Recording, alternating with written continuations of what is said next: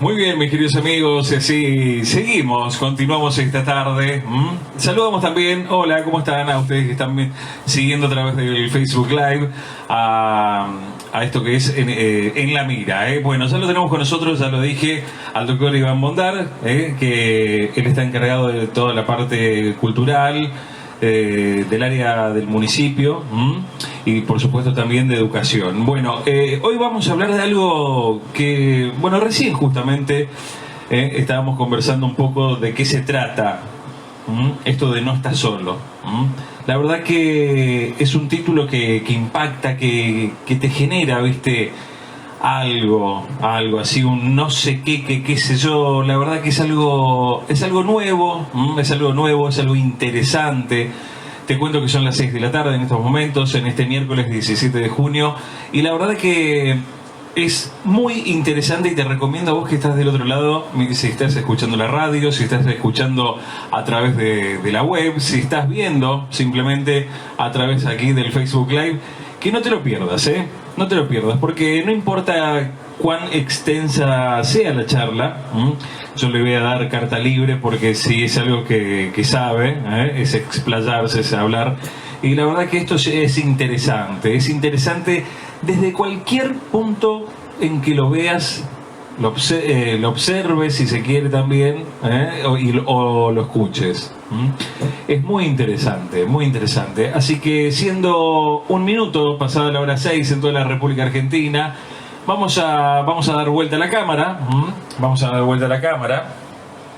y ya lo van a poder ver a él, por supuesto que está ahí. Qué grande esta tarjeta, qué grande, Iván.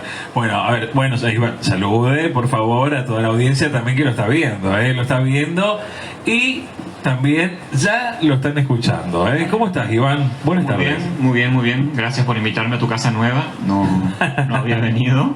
Pero está linda, ¿no? Está agradable. Sí, tranqui, súper tranquilo y bien. Siempre ayuda un lugar nuevo. Bueno, sí. Está bueno. Sí. Bien, ¿qué te puedo decir, no? Antes que nada,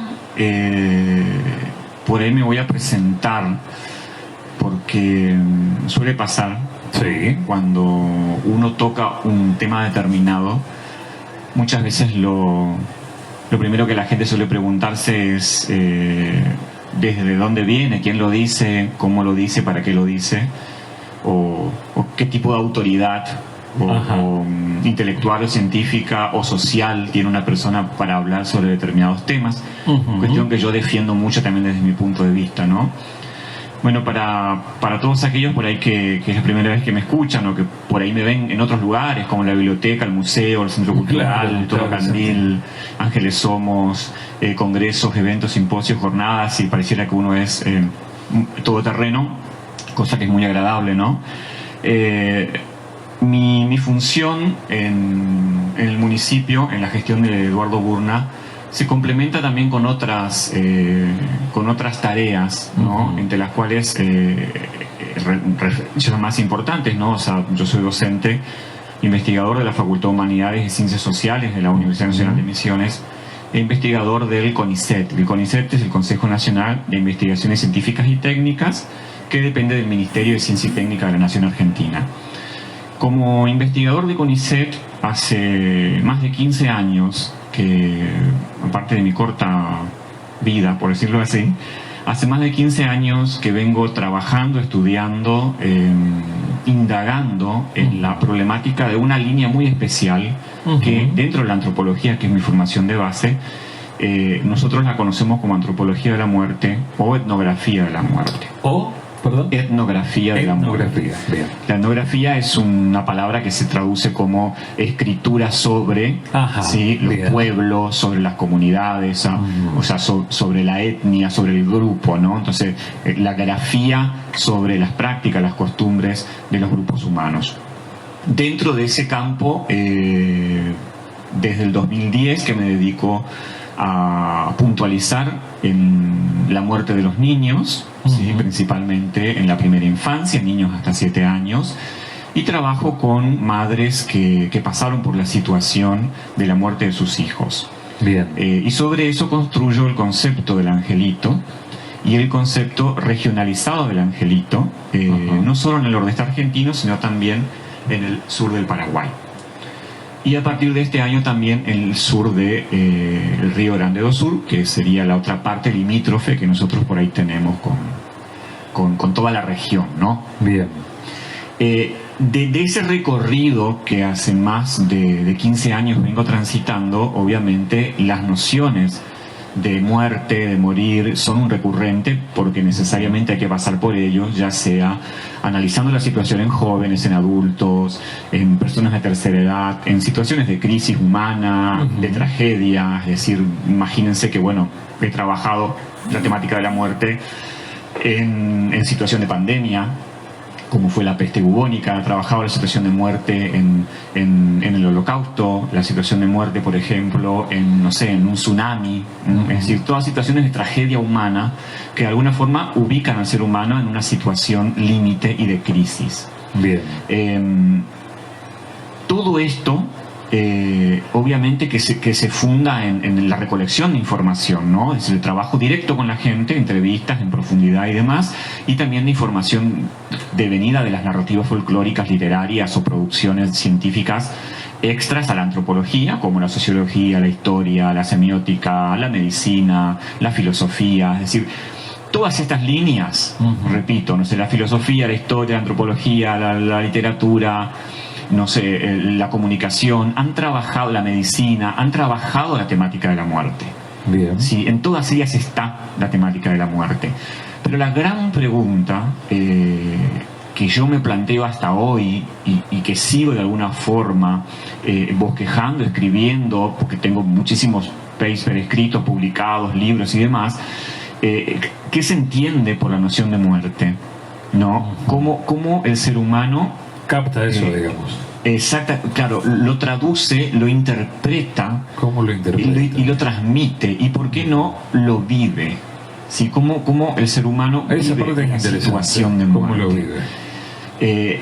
Y al mismo tiempo no es lo mismo la muerte que el muerto, ¿sí?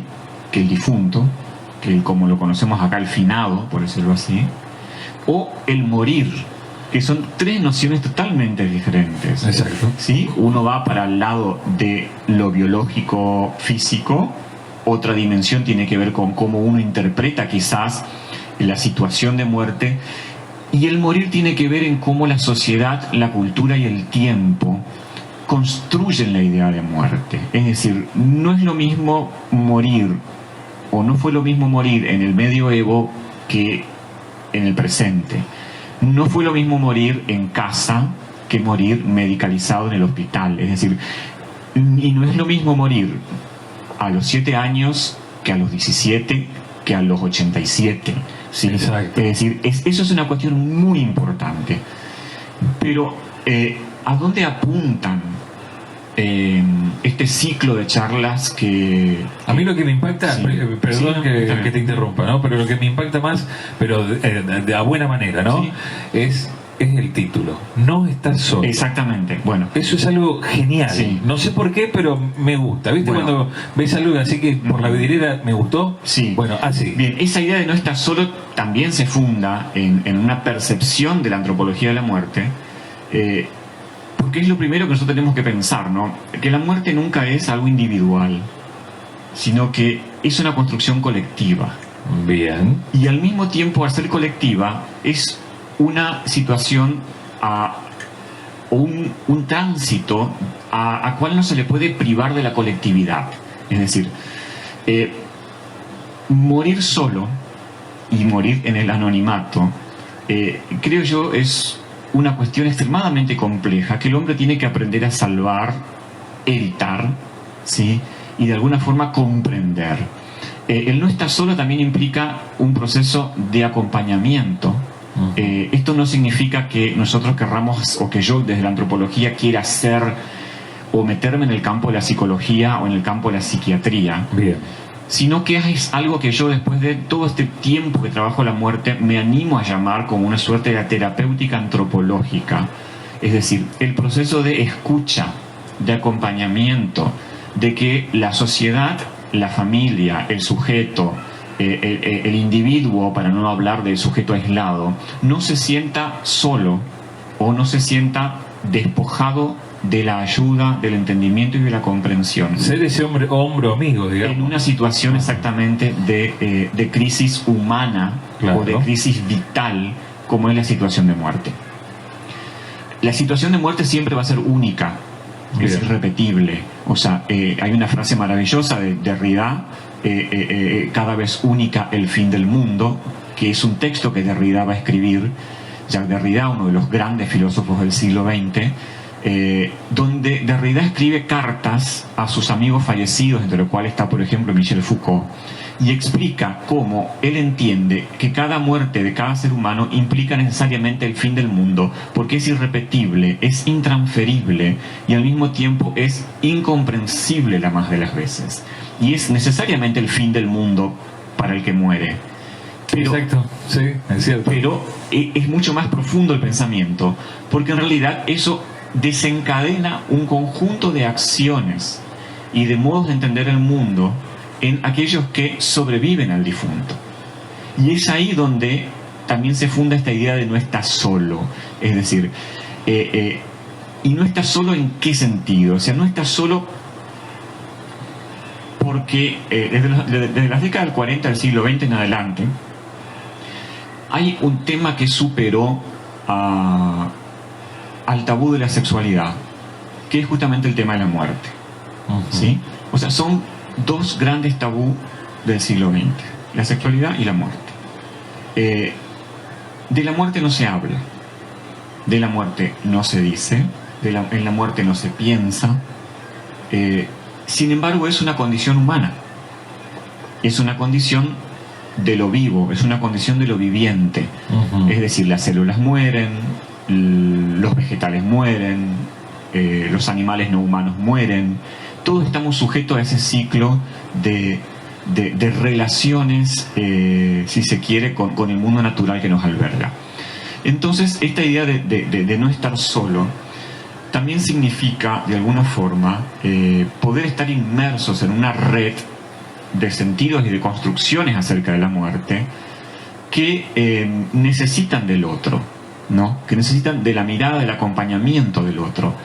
Y nosotros desde la municipalidad, desde el área de educación y cultura, pensamos que instrumentar este tipo de charlas, que la que se va a dar el viernes, es la primera del ciclo. O sea, va a haber otras. ¿Cuántas están pensadas? Yo tengo pensadas 5 aproximadamente. 5, bien. Porque en esta primera, que va a habilitar esa idea de no estar solo, habilita el primer espacio de escucha. Es decir, mal que nos pese, y yo lo tengo que reconocer porque ya he escuchado tantas cosas, visto tantas cosas, experimentado tantas cosas en el campo de la muerte, que la gente necesita hablar de la muerte. Necesita hablar, pero no de lo telúrico, de lo macabro, de lo oscuro. O sea, necesita recordar a sus seres queridos. Necesita buscar una explicación, por ejemplo, al fallecimiento del hijo, al fallecimiento del hermano.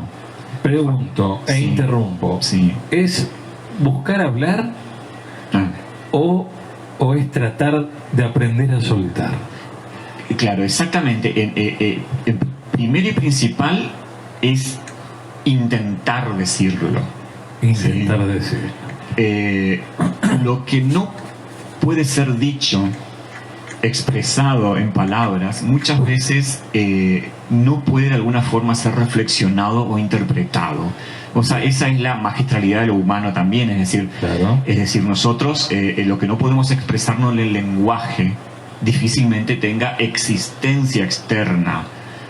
Si las comunidades guaraníes distinguen 20 tonos de verde, nosotros no llegamos a verde claro, verde oscuro. Claro. Los esquimales distinguen 20 tonos de blanco y nosotros, no sé, blanco ala, blanco curtido, blanco no se me ocurre, por darte un ejemplo, claro. más parodiándolo, pero porque están en su lenguaje, están en su forma de interpretar y ver el mundo.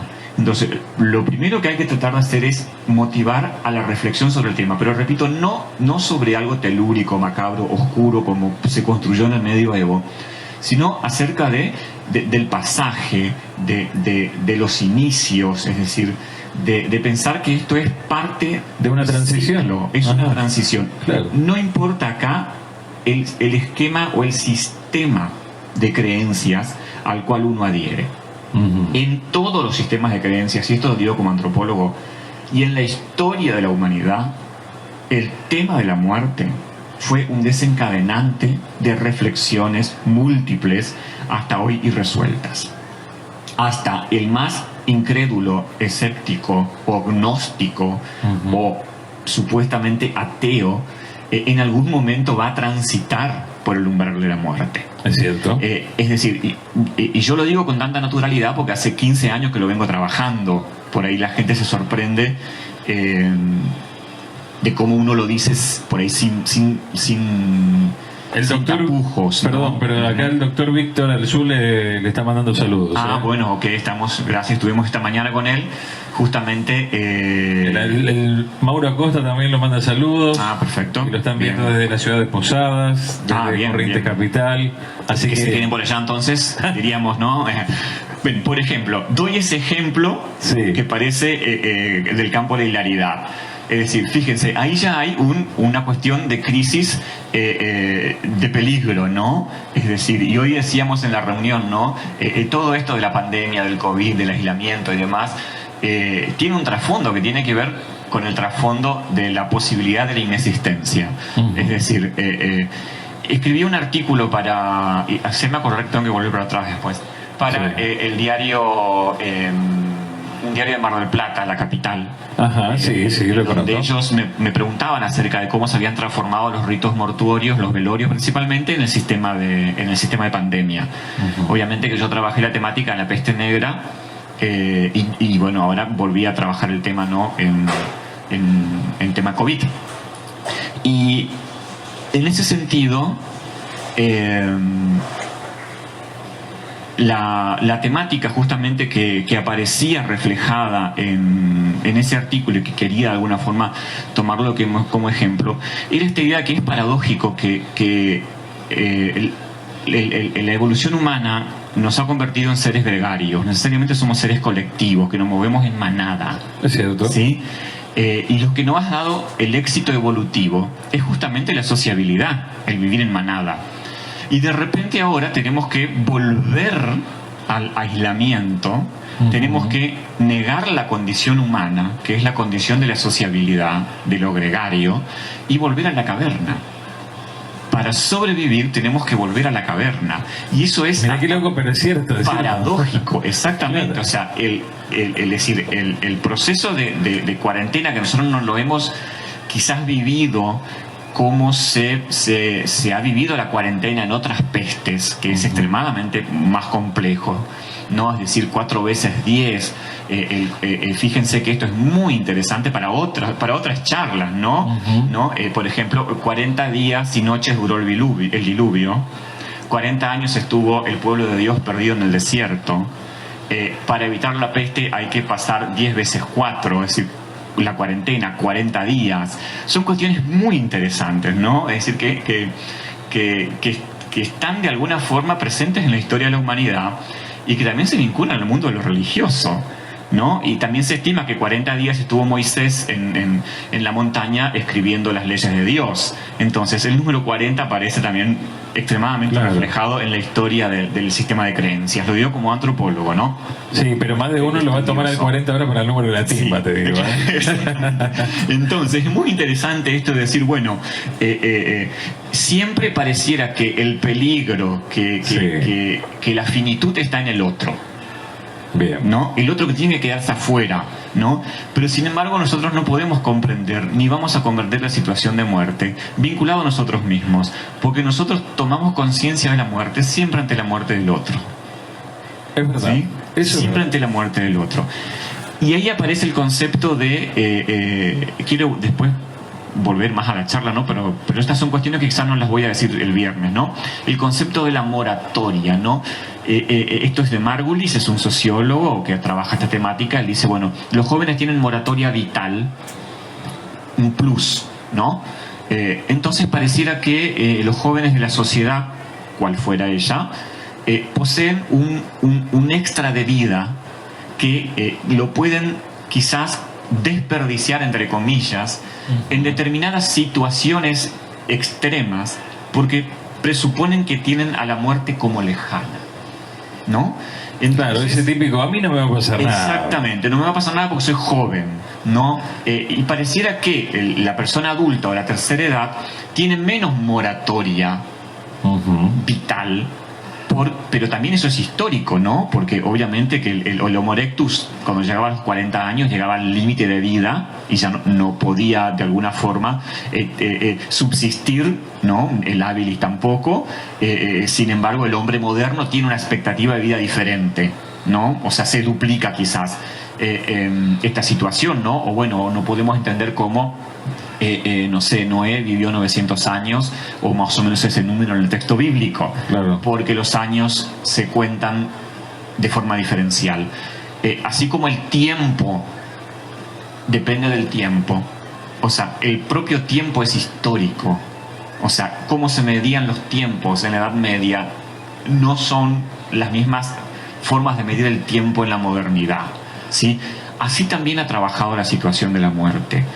O sea, no es lo mismo concebir la muerte en un tiempo histórico pretérito que en el tiempo histórico contemporáneo, donde quizás hace medio siglo atrás y un poco más, morir en casa, que es un texto maravilloso de una trabajadora social, que yo trabajo mucho, era como la pretensión, ¿no? Es decir, morir en casa rodeado de los seres queridos, de la posibilidad de despedirme, de la posibilidad del último adiós, del último abrazo, del último gesto, de poder de alguna forma tocar el cuerpo, tocar a la persona, ¿no?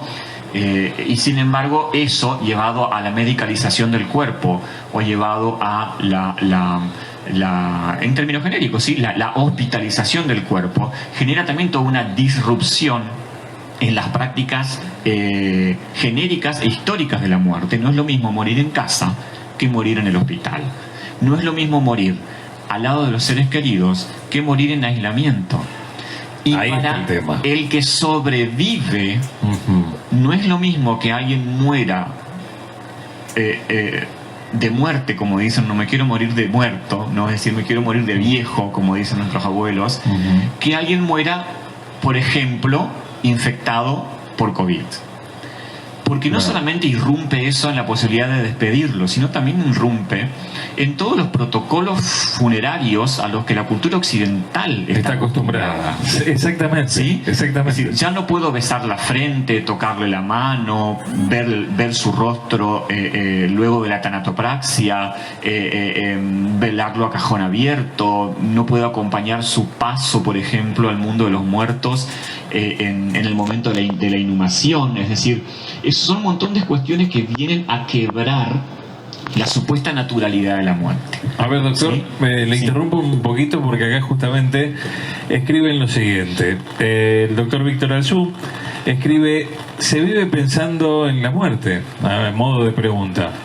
En la antigüedad se sabía que no se vivía más de los 40 años, por ejemplo, pero hoy no se sabe hasta cuándo, ¿no? Lo dice en modo de pregunta. Eso es muy interesante. Bueno, él como profesional del campo de la medicina lo sabe muy bien. Es decir, ¿qué es lo que va a inaugurar la modernidad? ¿Qué es lo que Philippe Ariès en la historia del hombre ante la muerte o la historia de la muerte en Occidente nos va a decir? Nos va a decir justamente que todo este proceso de domesticación de la muerte, y no solamente de domesticación, sino de distanciamiento progresivo de la muerte, va a estar acompañado de los avances tecnológicos y principalmente de los avances del campo de la medicina. Es decir, por eso el avance, por ejemplo, de la estética, del avance de la plástica, de la cirugía, el avance de las cremas antiedad. Es decir, porque todo aquello que en el espejo a nosotros nos refleje envejecimiento, de forma indirecta nos está hablando de un inconsciente que se vincula a la caducidad humana. Entonces yo necesito necesariamente controlar ese proceso de caducidad, y lo controlo alejándome de los indicios de muerte, alejándome de la vejez, alejándome de las arrugas, alejándome quizás de patologías o de síntomas o de cuestiones que eran propias de la vejez. Es decir, bueno, no, ¿qué hacemos? Bueno, ir al gimnasio, tomarse algo para el colesterol, hacerse un tratamiento para las patitas de gallo, arreglarse la frente, teñirse el pelo. Es decir, son un montón de cuestiones que tienen que ver con el proceso de alejamiento de algo que es natural e innegable, que es la caducidad humana. Es verdad eso, ¿eh? Entonces, exactamente. Uno no se da cuenta, pero es tan cierto. Sí. Y diariamente lo ves, lo palpás ¿Sabes también lo que pasa? Que se fue desnaturalizando la situación. Exacto. O sea, por ejemplo, hoy el niño no participa en términos genéricos de los ritos fúnebres. Es verdad. Se lo aísla, se genera una línea especial en el campo de la psicología, del tratamiento de la problemática y demás, que lo aleja de la situación de muerte. ¿Sí? Se fue al cielo, se convirtió en estrella, está en la nube. Es decir, sin embargo, en los análisis de fotografía mortuoria que yo hago de la década del 40 hacia atrás, y también está en la década del 60, la presencia de los niños es extremadamente significativa e importante. Es más, en la cultura popular hay juegos de niños que se hacían exclusivamente en los velorios. ¿Sí? Entonces, había también una cuestión muy lúdica en esta situación. Al desnaturalizar la muerte, porque fíjense que también nosotros perdimos todo el proceso de cultura testamentaria. La cultura testamentaria hablaba de una previsibilidad de la muerte. Es decir, cuando uno tenía el testamento escrito es porque asumía que en algún momento se iba a generar la situación de despegue de la vida. O sea, hasta el propio derecho genera una irrupción en la cultura testamentaria. Es decir, nosotros estamos totalmente alejados de la situación de muerte. No nos concebimos como muertos, no nos percibimos como difuntos. Y tratamos, por la medicina, por el deporte, por la estética, por la propia, de alguna forma, cultura genérica, hasta en el habla, tratamos de negar esa situación. Por ejemplo, el uso del luto. ¿Sí? El uso del luto, que es un indicador de que alguien ha transitado por un proceso de muerte y que inició quizás un proceso de duelo, que son dos cosas diferentes, duelo y luto, pero es como que también se va separando eso de la vida cotidiana de la gente. ¿Pero por qué? No es por falta de respeto al difunto, es porque es algo que a mí me une a la situación de muerte. Entonces yo tengo que despegarme de esa situación. O sea, obviamente hay sociedades, también la sociedad correntina, la sociedad paraguaya, el uso del luto sigue siendo en muchos casos muy estricto. O sea, eso sigue estando vigente. Pero de alguna forma el uso del luto me hace ser consciente de mi futura posible condición de muerte, ¿no? Que esto no se interprete como que uno tiene que estar permanentemente pensando en esto. No, la pregunta del médico es interesante en ese sentido. Es interesante en el sentido de que la expectativa de vida cambia de la mano de los cambios tecnológicos y de los cambios vinculados a la medicina, y que de alguna forma tiene que ver con la irrupción del control de la alimentación, repito, de la estética, de la posibilidad de predecir las enfermedades, las situaciones y demás, ¿sí? Bueno, dos cosas tengo. Sí. Primero, que el señor Hernán Ojeda le manda saludos también por aquí. Y en segundo lugar, dice el doctor Arzú, para la biología, el nacer es el principio de la muerte, ¿no? Lo hace a modo de pregunta. ¿Me repetís la pregunta? Por ejemplo, él lo dice así, de esta manera. Para la biología, el nacer es el principio de la muerte. Bueno, ¿no? Lo del... Eso podría tener una interpretación filosófica y también una interpretación tanatológica. Vincent Thomas... Hay como grandes referentes en la antropología de la muerte, ¿sí? Uh-huh. Uno de ellos va a ser Vincent Thomas y otro va a ser Philippe Ariès. Obviamente va a estar Robert Herbst, que es también uno de los grandes referentes de la antropología de la muerte. Pero Vincent Thomas va a decir que hay solo una situación segura en la vida humana, que es justamente nacer para ser cadáver. Y es muy potente lo que dice Thomas, así que pido disculpas a la audiencia, pero él lo que dice es la única certeza que tenemos, ¿sí? La única certeza que tiene el ser humano es que en algún momento va a morir. O sea, no tiene certeza de su condición social, no tiene certeza de su condición sexual, no tiene certeza de su condición espiritual, no tiene certeza ni siquiera al grupo cultural y demás al que va a pertenecer, porque todo lo otro se construye. Pero la condición humana ante la muerte es la misma que la condición ante la muerte de cualquier otro individuo del reino animal, ¿sí? Entonces, esto de nacer para la muerte, que también está obviamente en la filosofía, en el tratamiento de la filosofía de Heidegger, o sea, está muy trabajada ahí, del ser para la muerte, está muy pensada en Thomas, es muy interesante. Pero al mismo tiempo porque el propio cuerpo está en un constante movimiento de muerte y renacer. O sea, la medicina lo sabe con la problemática de las células, con las problemáticas de neuronal, es decir, permanentemente esto está como muriendo y naciendo, ¿no? Pero sí, si lo pensamos así, en términos biológicos, sí, en términos biológicos, el nacimiento del animal, entre comillas, necesariamente va a culminar en la defunción, ¿sí? Pero como antropólogo y como cientista de la muerte, ese proceso es el que nosotros tenemos que aprender a interpretar, a dilucidar y a comprender, ¿sí? Aún más, por ejemplo, cuando estamos hablando del nacimiento, ¿no? Es decir, acabo de finalizar un artículo acerca de cómo las madres interpretan la muerte de los abortos naturales, ¿sí? De los niños recién nacidos o de los niños muertos antes de los 7 años, ¿sí?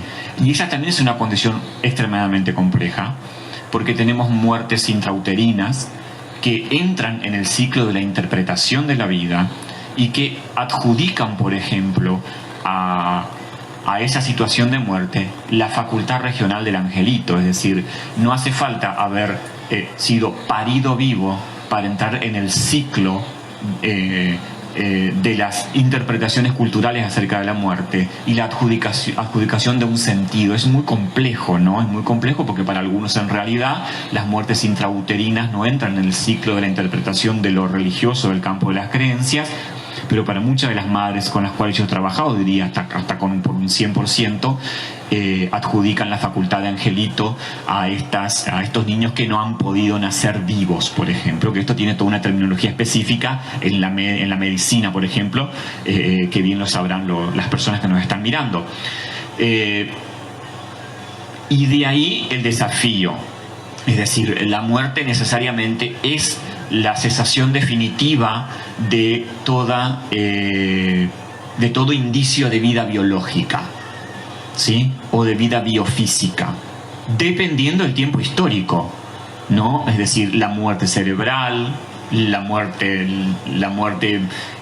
violenta, la muerte trágica, es decir, cuando uno está muerto, y eso es muy interesante, ¿no? Es decir, por ejemplo, la problemática de la donación de órganos marcó un umbral diferencial de cuando uno está muerto, de cuando uno está vivo.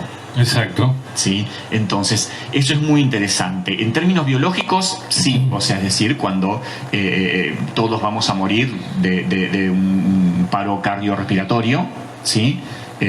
Pero ¿cómo se interpreta esa situación? Es decir, cuando la persona atraviesa por la situación de muerte y se convierte en un difunto. Y es ahí donde comienza un proceso de interpretación de la vida y de interpretación del lugar de los muertos entre los vivos y de los vivos entre los muertos, que es una relación también muchas veces social, ¿sí? Entonces, para nosotros, para los antropólogos, la muerte no significa la disolución de las relaciones sociales, sino la resemiotización, es decir, la redefinición de esas relaciones. Porque uno sigue pensando en la frase, en los dichos, en las imágenes, en los consejos, en las formas de resolver los problemas y demás que tenían los ancestros en estos casos o la descendencia en el caso de los hijos, por ejemplo. Todo esto nos tiene que llevar a reflexionar acerca de lo importante que es, valga la redundancia, reflexionar acerca de la muerte en la vida humana. Repito, pero no para caer en situaciones telúricas, macabras o de negación de la situación de muerte, sino para buscar instancias de acompañamiento a toda aquella persona que necesite expresar sus sentimientos, sus emociones, sus interpretaciones acerca de lo sucedido y de lo acontecido. Esto no es científico o no científico. Y es ahí el desafío que tengo como antropólogo dedicado al campo de la tanatología.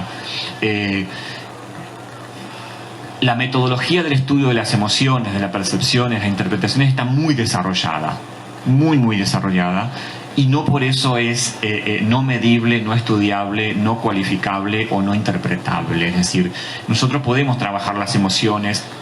Es más, hay emociones occidentales ante la muerte, cosa que la va a trabajar Philippe Ariès.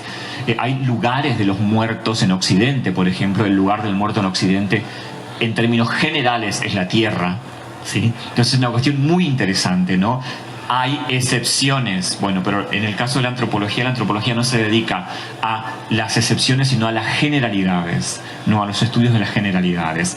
Y obviamente, en ese mundo de la seguidilla, del nacimiento, de la reproducción y la muerte, también ingresan situaciones muy complejas como las decisiones sociales, colectivas, que se traducen en situaciones individuales, por ejemplo, de cesar la vida biológica, es decir, lo que nosotros conocemos como la problemática del suicidio, ¿no?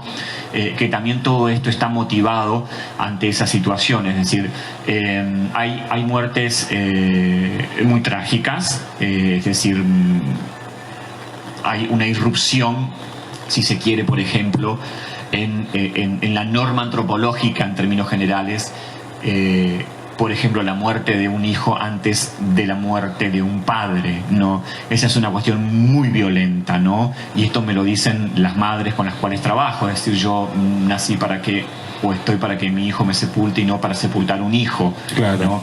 Entonces, esa es una muerte trágica en forma extrema, la muerte de un hijo, la muerte de un niño, la muerte de un joven, ¿no?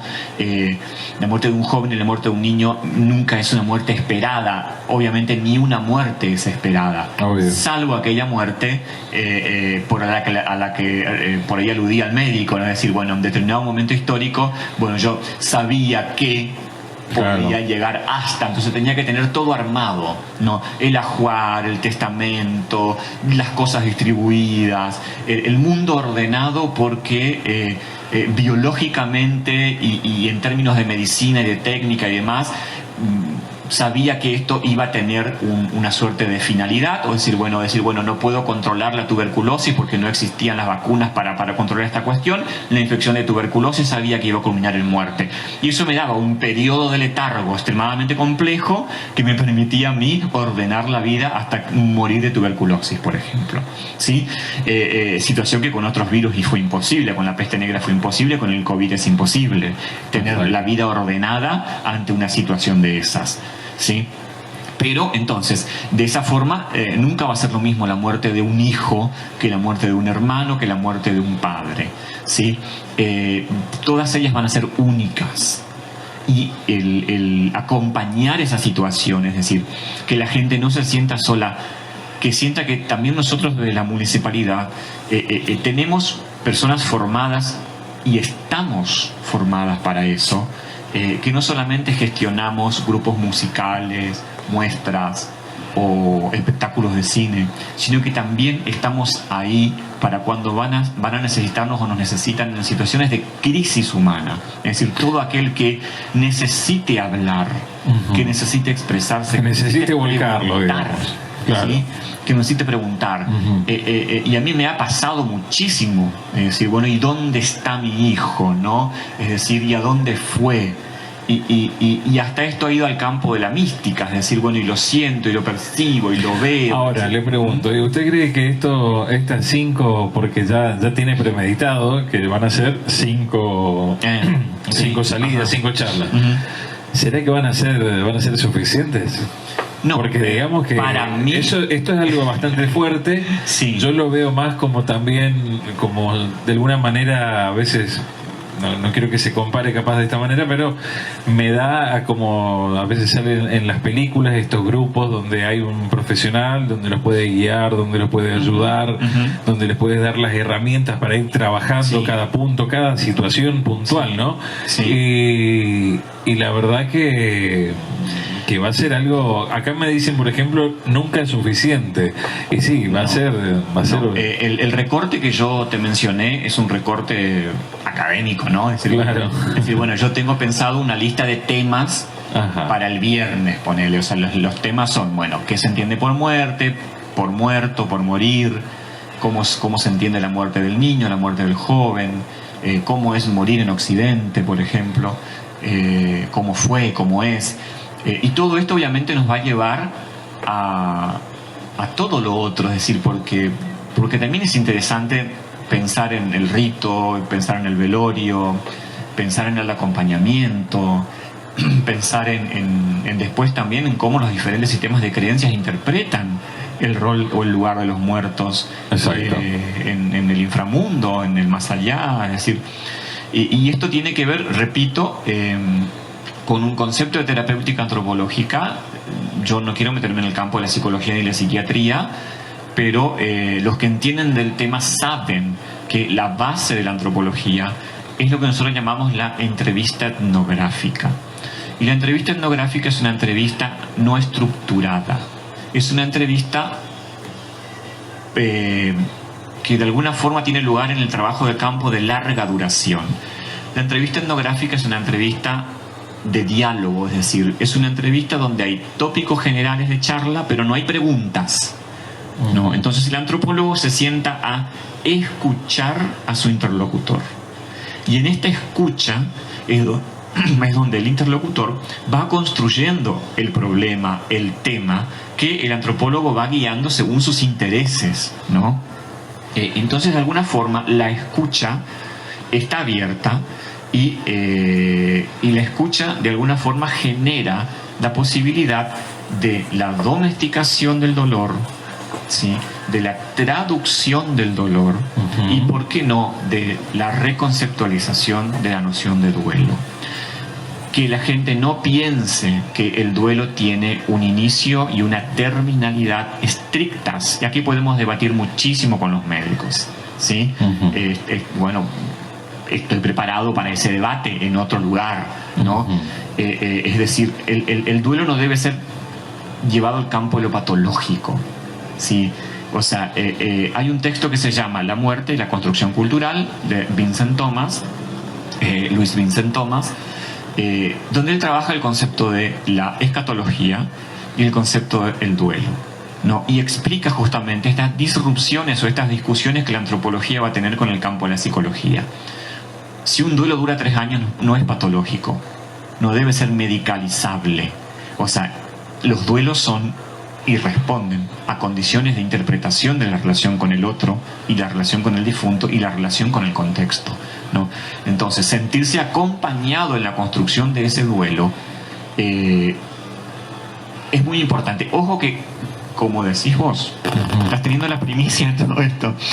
Es decir, yo no sé, y agradezco al señor intendente la posibilidad, pero yo tampoco soy muy consciente de las puertas que se abren con este tipo de temas, ¿sí? Pero estoy dispuesto a abrir esa puerta y a recibir justamente a esas consultas, a esas posibilidades, a esos equipos interdisciplinarios que necesitan de la... Y a mí no me gusta la palabra interdisciplinario, en realidad me gusta la palabra la transdisciplina, ¿no? Es decir, la transdisciplina significa que el hombre es un sujeto holístico, es decir, es una totalidad.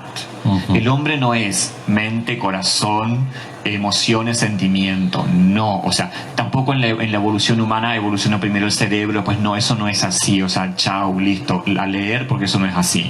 Entonces, el hombre es una construcción holística, es una totalidad, ¿sí? Y eso significa que lenguaje, pensamiento, acción, biología, sentimiento, percepción, interpretación. Es decir, todo eso está metido en la condición humana. Es decir, en ese doble nacimiento, quizás al que aludía el médico, esta situación de decir, bueno, nacemos en biología, pero nacemos en cultura, ¿no? Desde el momento que nos ponen un nombre, nos están adjudicando un lugar en el mundo. Y ese nombre tiene que ser cuidado. ¿Y por qué? Porque es el nombre de un ancestro. ¿Sí?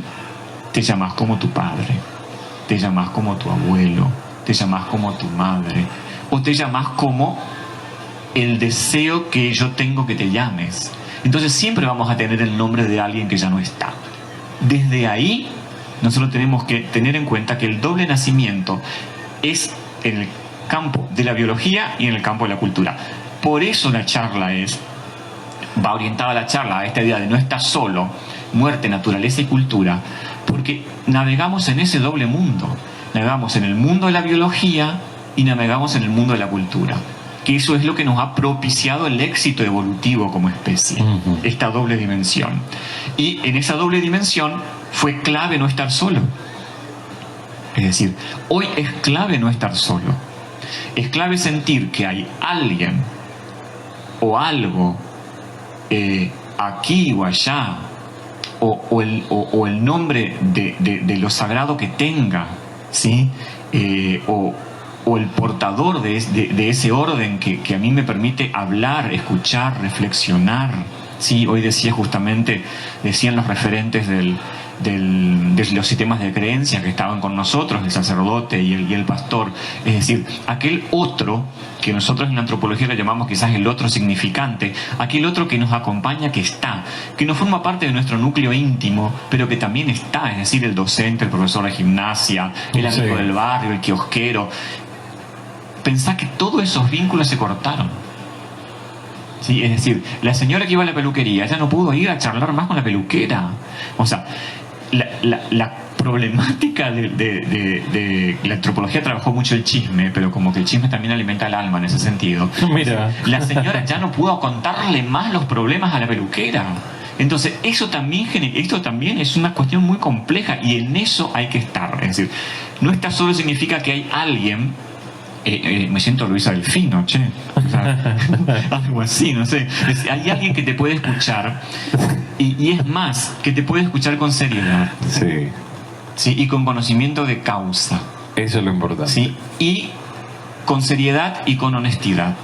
Es decir, que como antropólogo, como cientista, como político, tomar en serio esta situación. Es decir, acá no se está hablando por hablar, ni jugando con estas cuestiones. O sea, se está hablando de una situación muy compleja que amerita una reflexión y que es inédita en el mundo de gestión de Ituzaingó, porque nunca se hizo. Entonces, y esto es una particularidad que nos destaca, ¿no? Es decir, generar cosas nuevas que no tenían preexistencia, ¿no? Muy bien, la verdad que muy interesante, muy nutritivo. La verdad que fuimos caminando, digamos, en por varios ámbitos. La verdad que creo yo que muchísima gente la que ha llegado a escuchar en su totalidad esta entrevista, esta charla, mejor dicho, yo creo que le ha despertado seguramente muchas preguntas, muchos por qué. Y bueno, esto también va a ayudar a todo aquel que también esté mirando, esté escuchando, a que lo sigan este viernes. Entonces, ¿a qué hora va a ser el viernes la transmisión? A las 9 de la mañana. Sí. Vamos a arrancar. Yo estimo que haremos 40-45 minutos para no extraer mucho la atención del público. Y ahí armar los disparadores y también generar un espacio de diálogo para que si la gente necesita que algo se comente al próximo viernes pueda dejar su inquietud. Perfecto. Y retomamos esas ideas, ¿no? Bien. Disculpase que el tiempo de esto es tirano, pero que se entienda que esto no es un tema acabado. No. Que yo modestamente hace 15 años que estoy estudiando el tema. pero que esto no está concluido y que no se tienen las respuestas, ¿sí? No, por supuesto y que no. Entiendo perfectamente a los profesionales de la medicina, porque en parte de mi desarrollo también en CONICET implicó analizar los planes de estudio de la formación de los médicos y de la formación del nivel superior en cualquiera de las carreras. Y el ausente, el contenido conceptual, el tópico ausente es la muerte, ¿sí? De ahí que se perfila la idea de tanatodidáctica, que yo la vengo trabajando hace un tiempo, y tiene que ver con esto, con que el médico, la medicina, está formada para salvar vidas, no está preparada para de alguna forma perder una vida en ese proceso magnífico que hacen de controlar. Y también la gente lo comprende de esa manera. Exactamente. Por eso siempre esa gran contradicción, esa gran pelea, esa gran lucha. Sí. Y es verdad, es cierto. Exactamente. Es muy cierto. No. Entonces ahí debatimos un poquito con los médicos, pero ellos tienen que entender que yo lo trabajo en el campo de la antropología. Sí, señor, dicen por acá. Ah, está, bien, perfecto. Lo trabajo en el campo de la antropología y trabajo justamente con aquellas personas que no pudieron resolver esa situación, ¿sí? Es decir, no pudieron concretar, salvar la vida de un hijo, de un familiar, de un padre, de un hermano, y que de alguna forma le adjudican a esa situación de muerte un sentido particular. Claro, ¿sí? Esa famosa mochila, ese peso sí, que uno siempre lleva con uno mismo. La concejala Ana Méndola le manda saludos, dice: bueno, excelente doctor Bondar, gracias. Bueno. Y como siempre, muy bueno. Debemos prevenir y curar y estar a favor de la vida, dice el doctor Víctor Alzú. Así que bueno, la verdad que de nuevo, Iván, no te voy a decir doctor Bondar, te voy a decir Iván, te voy a tutear porque ya aparte nos conocemos, somos amigos. Y bueno, más que nada, decirte gracias por tu tiempo, porque sé que cada uno tiene su momento, tiene que ir trabajando en lo suyo. Sé que lo tuyo no es nada fácil porque tenés que ir estudiando punto por punto, a pesar de que la gente capaz que esté del otro lado escuche y diga con tanta naturalidad que lo habla, pero no, esto requiere de, como dijiste vos, de una seriedad, de un estudio, de una investigación. No es solamente abrir la boca y hablar, no es solamente eso. Así que desde aquí, de este lugar, te quiero decir gracias. Sabes que las puertas siempre están abiertas. Invitamos a todo el público que está viendo en este momento a través del Facebook Live, desde distintos puntos de la ciudad de Ituzaingó, también de distintos lugares de la provincia de Corrientes, de Posadas, desde Buenos Aires, que lo están viendo. Así que sigan esto que va a ser muy interesante. Esto solamente fue, digamos, como para romper el hielo, como para que más o menos sepan de qué se trata y hacia dónde va a ir esta charla, con ese título que a mí al menos, y creo que después de todo esto que ha hablado el señor Iván Bondar, les ha dejado a ustedes también este título que la verdad que es impactante y está muy bueno, que es No estás solo.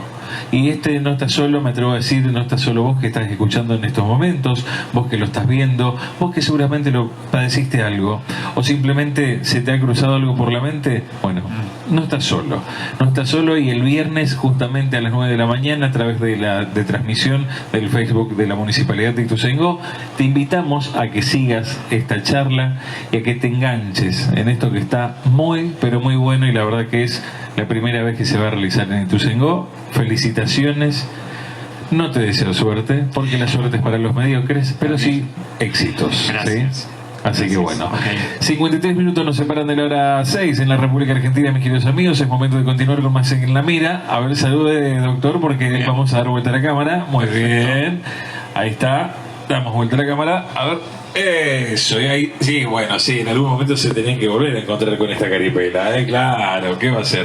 Bueno, vamos a ir con un tema solicitado que recién me estuvieron escribiendo, me dijeron, a ver, algo de los Guns N' Roses. Y bueno, mira, justamente voy a poner, mira, algo que viene, creo que yo como anillo al dedo con respecto a esto.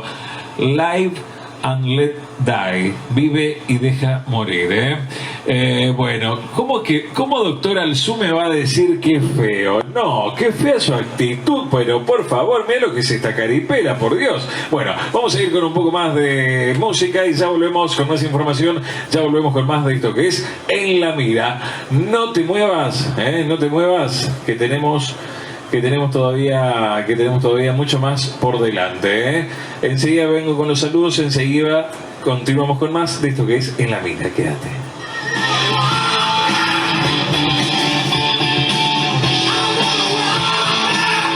En la Mira por Cadena 4.